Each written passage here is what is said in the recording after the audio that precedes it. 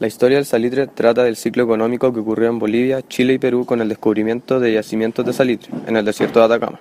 El salitre comenzó a ser controlado por Perú en 1873 mediante un estanco, el cual fracasó debido a la falta de empleados. La explotación de este mineral en esta época estuvo a manos de empresas nacionales y extranjeras.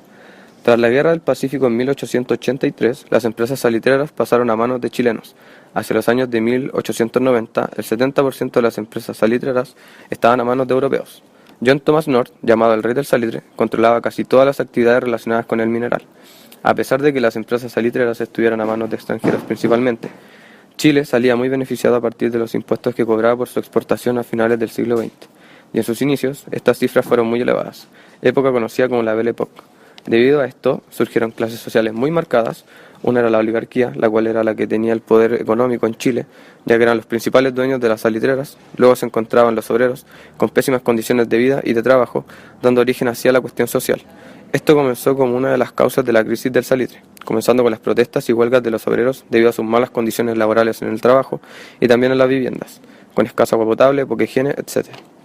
La economía chilena se vio afectada luego de la Primera Guerra Mundial debido a que Chile se caracterizaba por ser un país exportador en su mayoría de salitre hacia países europeos y a Estados Unidos, y como los países europeos se encontraban en una reconstrucción estructural de las ciudades afectadas por la Primera Guerra Mundial, no tenían como prioridad comprar salitre para la fabricación de explosivos. Pero en este caso, Estados Unidos sí compraba grandes cantidades de salitre para la confección de explosivos, entre otras cosas. También afectó a las exportaciones de salitre el hecho de que Alemania confeccionara un salitre sintético, pero esto no afectó en igual magnitud como afectó la Primera Guerra Mundial a la economía en Chile. Chile, luego del declive que sufrió económicamente debido a la Primera Guerra Mundial, consiguió volver a tener una economía estable, la cual le duró muy poco debido a una crisis que se le llamaba crisis de 1922-1924. Chile se caracterizaba por ser un país que no supo aprovechar de manera eficiente las ganancias provenientes de las exportaciones de salitre, ya que no ocupaban estas ganancias para favorecer el desarrollo del país. La mayor crisis económica que afectó a Chile fue la crisis del 29, la que consistió en la caída de la Bolsa de Valores de Estados Unidos, lo cual significó una caída en los valores de las acciones de las industrias norteamericanas.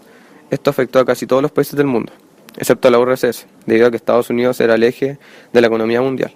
Entre los países más afectados o el más afectado fue Chile, debido a que Estados Unidos era de los países principales a los cuales Chile le vendía salitre para la fabricación de explosivos o como uso de fertilizantes. Esto se debe a que Estados Unidos, al entrar en una crisis económica, también hizo que Chile entrara en una crisis debido a que si Estados Unidos no tenía dinero para comprar salitre, Chile iba a perder gran parte de sus ingresos fiscales debido a la gran dependencia de Chile con el mercado norteamericano. Esto trajo como consecuencia que en Chile el desempleo se masificase debido a que las industrias salitreras debieron cerrar ya que sus principales compradores, que era Estados Unidos, se encontraban en una crisis económica gravísima y esto afectó a los demás países europeos a nivel económico. Los trabajadores de las salitreras, al no tener trabajo, decidieron ir a Santiago porque ahí había más oportunidades de trabajo. Pero a pesar de que esto era cierto, el nivel de personas desempleadas siguió siendo muy elevado debido a que había muchos trabajadores para pocos trabajos. Esto llevó a que ciertos lugares del país ocupasen las ollas comunes o comunitarias, para poder alimentar a las personas que no se encontraban en buenas condiciones económicas o sociales. Podemos darnos cuenta que a pesar de que Chile tenía una oportunidad con el salitre para poder surgir y desarrollarse de manera adecuada, nunca pudo hacerlo, debido a que el manejo de los ingresos fueron en su demasía derrochados en gastos innecesarios o de poco aporte al país.